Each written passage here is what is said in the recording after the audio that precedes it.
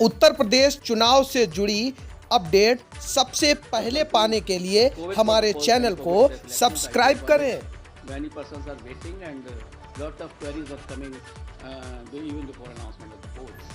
चुनाव से जुड़ी हुई इस वक्त एक बड़ी खबर आ रही है, जहां चुनाव आयोग ने चुनाव की तारीखों की घोषणा कर दी है।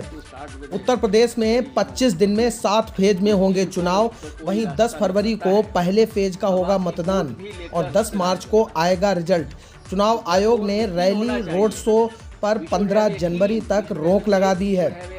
यूपी की 403 विधानसभा सीटों के लिए उत्तर प्रदेश में 7 चरण में चुनाव होंगे। चुनाव आयोग ने कहा है कि कोविड नियमों के साथ राज्य में चुनाव कराए जाएंगे।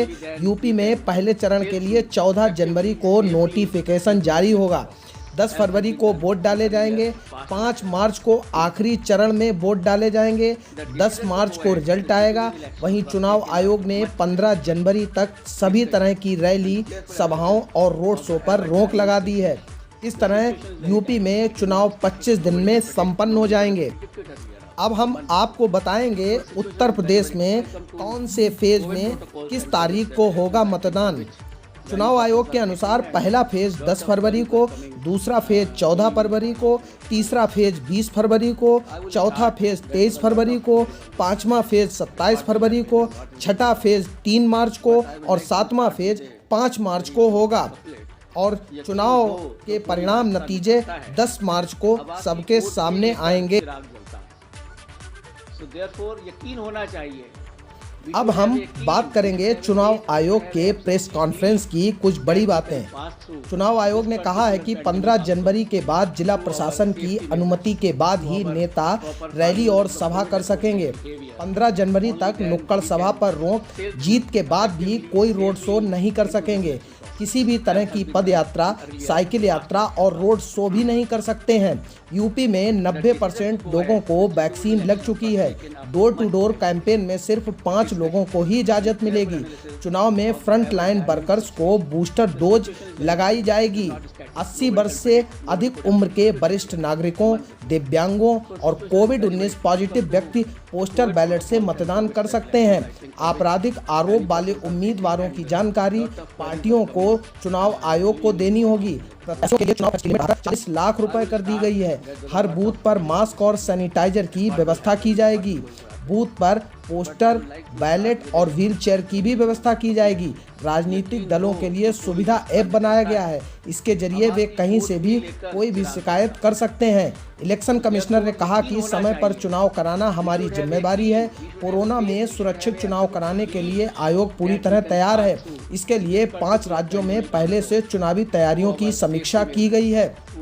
अलग अलग पार्टियों के नेताओं से फीडबैक भी लिया गया। चुनाव आयोग ने एक दिन पहले ही यूपी को केंद्रीय सुरक्षा की 150 कंपनियां अलॉट की हैं। Chief election commissioner Sushil Chandra press conference को संबोधित करते रहे। आगे हम आपको सुनाएंगे कि चुनाव आयोग की प्रेस कॉन्फ्रेंस ने इलेक्शन कमिश्नर सुशील चंद्रा ने प्रेस कॉन्फ्रेंस में क्या कहा।